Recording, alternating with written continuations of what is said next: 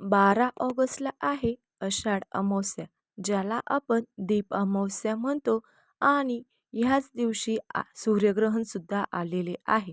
तर मग नक्की ह्या दिवशी दीप अमावस्याला काय करावं, काय करू नये, सूर्यग्रहण आहे तर त्याचा काही परिणाम होणार आहे का, ह्या सगळ्याबाबत आपण थोडक्यात माहिती ह्या व्हिडिओमध्ये जाणून घेणार आहोत. तेव्हा व्हिडिओ शेवटपर्यंत नक्की पहा. सगळ्यात पहिली गोष्ट म्हणजे 12 तारखेला सूर्यग्रहण भारतात दिसणार नाही. त्यामुळे दीप अमावस्येची जी पूजा करायची आहे त्याच्यावरती सूर्यग्रहणाचा कोणताही परिणाम होणार नाही. ग्रहणाचे वेदाधी नियम सुद्धा पाळायची गरज नाही. कारण हे ग्रहण भारतात दिसणारच नाही. 12 ऑगस्टला पहाटे 1:52 अमावस्या सुरू होणार आहे आणि ती संपणार आहे 12 ऑगस्टला रात्री 11:06. खग्रास सूर्यग्रहण भारतीय वेळेनुसार बघायचं झालं तर ते 12 ऑगस्टच्या रात्रीपासून असणारे ते 13 ऑगस्टच्या पहाटेपर्यंत. पण मुळातच मी सुरुवातीला म्हटलं तसं हे ग्रहण भारतात दिसणार नाही. त्यामुळे 12 ऑगस्टची जी अमावस्या आहे त्या अमावस्येची पूजा, त्यावर त्याचा कुठलाही परिणाम होणार नाही. त्यामुळे आपले सगळे धार्मिक विधी नेहमीप्रमाणे केले जातील. पण आता ह्या दीप अमावस्येच्या दिवशी नक्की काय करायचं असतं ते बघूया. ह्या दीप अमावस्येच्या दिवशी अर्थात 12 तारखेला तुमच्या घरातले सगळे दिवे, अगदी छोट्यात छोटा दिवा असेल नाहीतर मोठ्यात मोठ्या समया असतील, ह्या सगळ्या दिवे समया काढून घासून पुसून स्वच्छ करायच्या आणि ह्या दिवशी दिव्यांची अगदी आपण देवाची करतो ना त्या पद्धतीने पूजा करायची. हा जो अमावस्येचा दिवस आहे, हा दिवस दिव्यांप्रती कृतज्ञता व्यक्त करण्याचा दिवस आहे. वर्षभर दिवे आपल्याला प्रकाश देतात. त्या दिव्यांसाठी सुद्धा एक दिवस आपल्या शास्त्राने दिलेला आहे. त्यांच्यासाठी कृतज्ञता व्यक्त करण्याचा दिवस असतो. म्हणून दिव्यांना स्वच्छ घासून पुसून त्यांची पूजा केली जाते. आता ही पूजा कशी करायची, तर हा जर प्रश्न तुम्हाला पडला असेल तर ह्या संबंधित पूजाविधीचा व्हिडिओ सुद्धा आपल्या चॅनलवर आहे. तो तुम्हाला तिथे बघायला मिळेलच. आणि मेन म्हणजे आता आपण पूजा करणार आहोत, सगळे दिवे पूजेत ठेवणार आहोत. तर मग पूजा करताना दिवा कोणता लावायचा, तर त्यासाठीच दीप अमावस्येच्या दिवशी कणकेचे दिवे केले जातात आणि या कणकेच्या दिव्यांनीच घरातल्या सगळ्या देवांना आणि ज्या दिव्यांची आपण पूजा करणार आहोत त्या दिव्यांना सुद्धा ओवाळले जाते. त्यानंतर या कणकेच्या दिव्यांनी घरातल्या लहान मुलांना औक्षण केलं जातं. आता लहान मुलांना दृष्ट लागू नये, दीर्घायुष्य मिळावं म्हणून ह्या दीप अमावस्येच्या दिवशी लहान मुलांना कणकेच्या दिव्यांनी ओवाळायला सांगितलं जातं. तुम्ही सुद्धा तुमच्या घरामध्ये ही गोष्ट करू शकतात. आता हे कणकेचे दिवे कसे बनवायचे हा प्रश्न तुम्हाला पडला असेल, तर ह्या संदर्भात सुद्धा व्हिडिओ तुम्हाला आपल्या चॅनलवर पाहायला मिळेल. पण इथे अगदी थोडक्यात सांगण्याचा मी प्रयत्न करते. कणकेचे दिवे बनवण्याची पद्धत अगदी सोपी आहे. कणिक घ्यायची, अर्थात गव्हाचे पीठ घ्यायचे. गुळाच्या पाण्यामध्ये ही कणिक भिजवायची.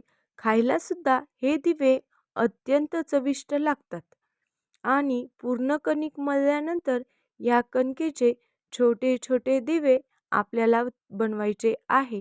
हे दिवे कुकरला 10 मिनिटे वाफवून घ्यायची, शिट्टी काढून. त्यानंतर हे दिवे यांच्यामध्ये तूप टाकून, तुपाच्या वाती टाकून प्रज्वलित करायचे आणि घरातल्या दिव्यांना आणि लहान मुलांना सुद्धा औक्षण करायचं. ह्या गुळाच्या दिव्याने पाण्यात बनवलेले असल्यामुळे तो चविष्ट असतो.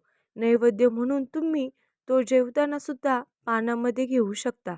मनुष्याला सणवार एक वेळा लक्षात राहणार नाही, परंतु पोटातून गेलेला मार्ग तो सहसा विसरत नाही.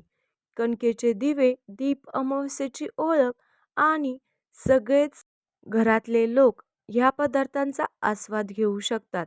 बनवायला सोपे आहेत आणि अत्यंत पौष्टिक सुद्धा आहेत. आता 3 गोष्टी आपण पाहिल्या. एक म्हणजे घरातल्या सगळ्या दिव्यांची पूजा करायची, त्यानंतर कणकेचे दिवे बनवायचे, त्यांनी औक्षण करायचं, घरातल्या लहान मुलांना औक्षण करायचं, ही सुद्धा एक गोष्ट बघितली. अजून दीप अमावस्येला पितरांसाठी एक दिवा दक्षिण दिशेला ठेवला जातो. हे कणकेचे दिवे जे तुम्ही बनवणार आहात त्यातलाच एक दिवा जो आहे तो संध्याकाळच्या वेळेला तुम्हाला घराची जी दक्षिण दिशा असेल, दक्षिण बाजू असेल, तिथे हा दिवा पितरांसाठी म्हणून ठेवला जातो. त्यामुळे पितरांना सद्गती मिळते आणि पितरांचे आशीर्वाद सुद्धा आपल्याला लाभतात. पितृदोष असेल तर हा उपाय नक्की करायला सांगितला जातो. दीप अमावस्येलाच म्हणजेच आषाढ अमावस्येचं महत्त्व तुमच्या लक्षात आलं असेल. अगदी प्रत्येकजण दीप अमावस्येची ही पूजा करू शकतो. या प्रकारे दिवे बनवून घरातल्यांची देखील औक्षण करू शकतो. आतापर्यंत तुमच्या घरात ही प्रथा नसेल तर अशी काय सुरू करावी बाबा, हा प्रश्न तुमच्या मनात आला असेल. तर कुठलीही मनात शंका न ठेवता तुम्हाला ही प्रथा सुरू करू शकता. लहान मुलांच्या दीर्घ आयुष्यासाठी आणि घरात सुख समृद्धी येण्यासाठी या छोट्या छोट्या गोष्टी तुम्ही करू शकता. यामुळे नक्कीच मदत होते. सण वाराचं महत्त्व त्यासाठीच असतं. आता जाता जाता दीप अमावस्या आहे, आषाढ अमावस्या आहे आणि त्यानंतर श्रावणाची सुरुवात होते.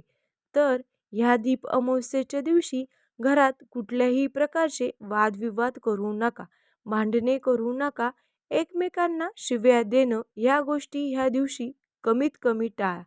घरात प्रसन्नता राहू द्या. लक्ष्मी प्राप्तीसाठी या दिवशी महालक्ष्मी अष्टकाचं पठण करणं सुद्धा लाभदायक ठरतं. मित्रांनो, ह्या व्हिडिओमध्ये आपण बऱ्याच गोष्टी पाहिल्या ज्या दीप अमावस्येच्या दिवशी केल्या जातात.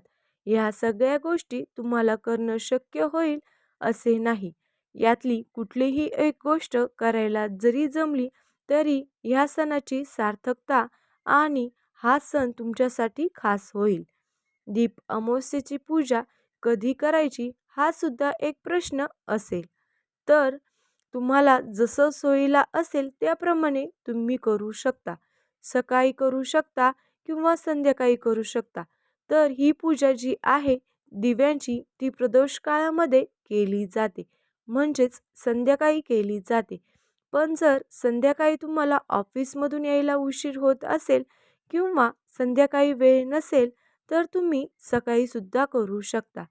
सकाळी पूजा करून घेतल्यानंतर संध्याकाळी देवासमोर दिवा लावून मग तुम्ही पूजा करू शकता आणि प्रार्थना करू शकता. दिव्या दिव्या दीपकार, कानी कुंडल मोती हार, दिव्याला पाहून नमस्कार, ही प्रार्थना तुम्ही करू शकता. दिव्यांचा श्लोक संध्याकाळी फक्त म्हटलात तरी सुद्धा चालेल.